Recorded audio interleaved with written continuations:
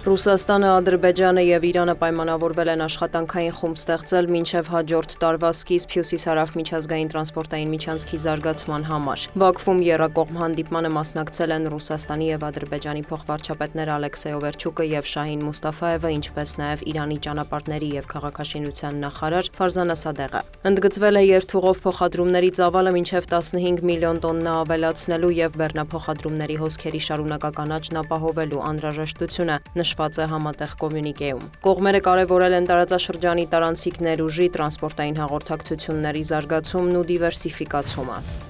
Հոկտեմբերի 13-ին Գազայի հատվածում հրադադարի համաձայնագրի ստորագրման, Իսրայելի և Համասի միջև գերիների ու պահվող անձանց փոխանակման ֆոնին հակամարտության կողմերը մեղադրել են իրար հրադադարը խախտելու համար։ Ցահալը հայտարարել է, որ անհայտ անձինք հատել են համաձայնեցված դեղին գիծը և մոտեցել Գազայի հյուսիսում գտնվող իսրայելական ուժերին, որոնք ստիպված են եղել կրակ բացել։ Համասն էլ պնդում է, որ Ցահալը մի քանի պաղեստինցու է սպանել, շարժումը կոչ է արել միջազգային դերակատարներին ուժեղացնել իսրայելական ուժերի նկատմամբ մշտադիտարկումը։ Ավելի վաղ Կատարի վարչապետի խորհրդականը հայտարարել էր, որ կարգավորման ամերիկյան ծրագրի վերջնական իրականացման համար հարկավոր է համատեղ ջանքեր գործադրել։ Դեռ շատ մարտահրավերներ կլինեն, ընդգծել է պաշտոնյան, տեղեկացրել, որ Եգիպտոսում շարունակվում են խաղաղության բանակցությունները։ Դոնալդ Թրամփն էլ հայտարարել է, որ Մերձավոր Արևելքում էսկալացիան կարող էր հանգեցնել երրորդ համաշխարհային պատերազմի, սակայն հաջողվել է դրանից խուսափել։ ԱՄՆ նախագահը կոչ է արել Մերձավոր Արևելքի երկրներին համախմբվել և հասնել համընդհանուր տարածաշրջանային խաղաղության։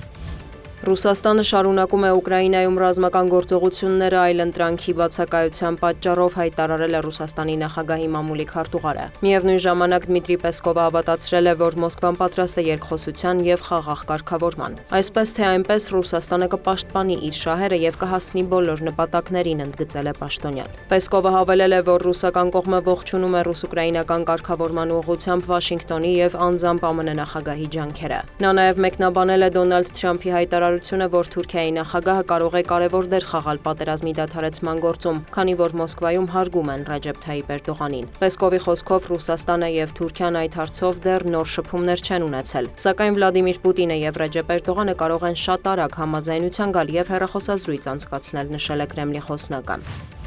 Համաշխարհային զարգացումներին նվիրված խորհրդակցության ընթացքում Բելարուսի նախագահն անդրադարձել է Մինսկ-Վաշինգտոն հարաբերություններին։ Ալեքսանդր Լուկաշենկոյի խոսքով պատրաստ են լուրջ գործարք կնքել Միացյալ Նահանգների հետ։ Կսպասենք ամերիկացիների գլոբալ խոշոր առաջարկներին, ինչպես նրանք հաճախ են ասում։ Կշեռքի մի կողմում նրանց հարցերը, խնդրանքներն ու պահանջներն են, մյուս կողմում մեր հարցերն ու պահանջները, մանրամասնել է Բելարուսի նախագահը։ Նա հավելել է, Միացյալ Նահանգների հետ հարաբերությունների վերականգնման քաղաքականությունը պետք է հիմնված լինի Բելարուսի շահերի վրա։ Երկխոսության վերսկսման դրական միտումներ կան, հավատացրել է Լուկաշենկոն։ Ավելի վաղ Միացյալ Նահանգների և Բելարուսի նախագահները հեռախոսազրույց էին ունեցել, քննարկել Բելարուսում պահվող 1300 բանտարկյալի ազատ արձակման հարցը։ Նաև չեղարկվել են բելարուսական Բելավիա ավիաընկերության նկատմամբ պատժամիջոցները։ Դիանա Գասպարյան, լուրեր։